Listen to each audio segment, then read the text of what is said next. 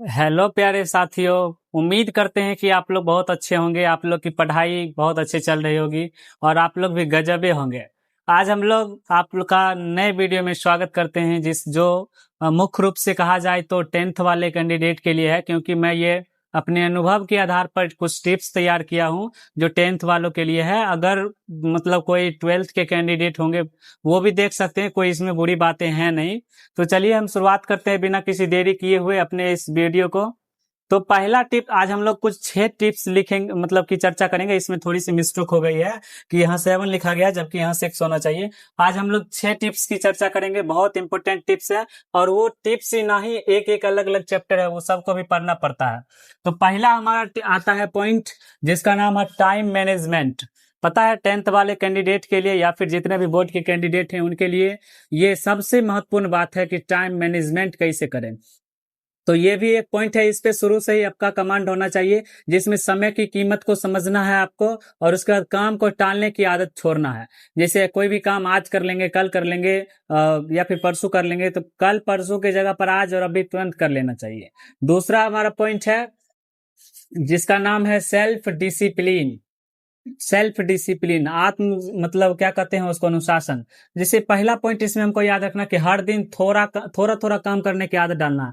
और इसमें हम लोग एक प्लान को भी समझ सकते हैं कि दो तरह की प्लान होते हैं, फर्स्ट माइक्रो प्लान और सेकंड मैक्रो प्लान। मतलब एक दिन क्या करना है हमें, अगर आप लोग के पास छोटी सी बोर्ड हो तो उस पर डेली लिखना है कि मॉर्निंग से लेकर के मतलब क्या कहते हैं रात तक हम लोग क्या किए हैं, नहीं किए हैं या फिर क्या करना है। और जब सब काम कर लीजिएगा और उस दिन देखिएगा आपका कॉन्फिडेंस खुद ब खुद बढ़ेगा और थोड़ा खुश भी नजर आएंगे। दूसरी बात, सबसे महत्वपूर्ण बात है कि जब आपको मतलब वो टारगेट कंप्लीट कर लेते हो डेली का, तो आप एक बार लास्ट में सोने से पहले बेड पे जाने जब चल जाओगे उस समय बस रिकैप करना है कि आज दिन भर हम लोग क्या क्या किए हैं, ताकि उससे आपको आपका याददाश्त मजबूत होता है। तो नेक्स्ट दूसरा पॉइंट है हमारा कि मोटिवेशन से ज्यादा जरूरी है डिसिप्लिन।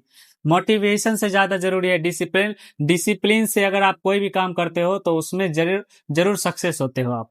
अगला पॉइंट है हमारा फोकस। ध्यान भटकाने वाली चीजों से दूर रहो, जैसे मोबाइल, ये सब जो है डिस्टर्ब करता है, ज्यादा यूज करोगे तब डिस्टर्ब करता है। अगर पॉजिटिवली किन्हीं का लाइव क्लास है, कोई ऑनलाइन स्टडी करते हैं, ऑफलाइन संस्थान से नहीं जुड़े हुए हैं, तो उनके लिए बहुत बेनिफिट्स है, बशर्ते उनको भी कुछ क्राइटेरिया फॉलो करना है कि ताकि निगेटिव इफेक्ट हमारे शरीर को, हमारे स्वास्थ्य को प्रभावित ना करे।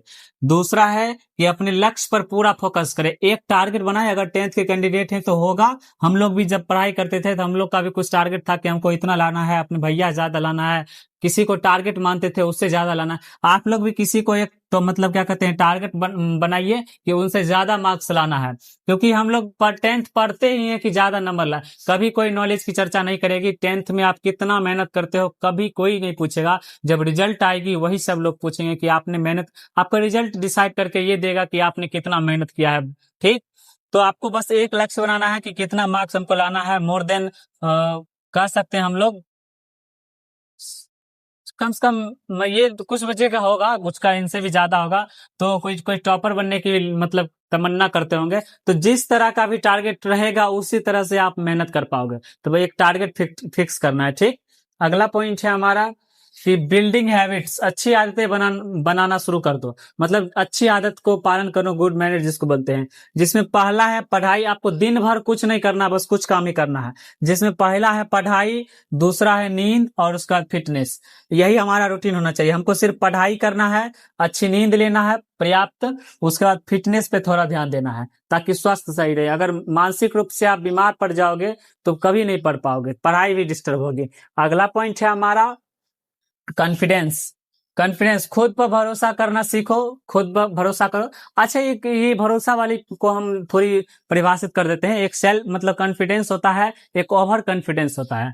तो ओवर कॉन्फिडेंस सेल्फ कॉन्फिडेंस में बस थोड़ी सी अंतर है कि कोई काम आप भी कर लोगे, ये कहलाता है कॉन्फिडेंस, लेकिन कोई काम आप ही कर सकते हो ये कहलाता है ओवर कॉन्फिडेंस। तो आपको हम कॉन्फिडेंस बोल रहे हैं, कॉन्फिडेंस की चर्चा, तो कॉन्फिडेंस पे आपको ध्यान देना है, खुद पे भरोसा करना सीखना है। उसके बाद फिर गलती हो जाए तो रुकना नहीं है, फिर से कोशिश करना है।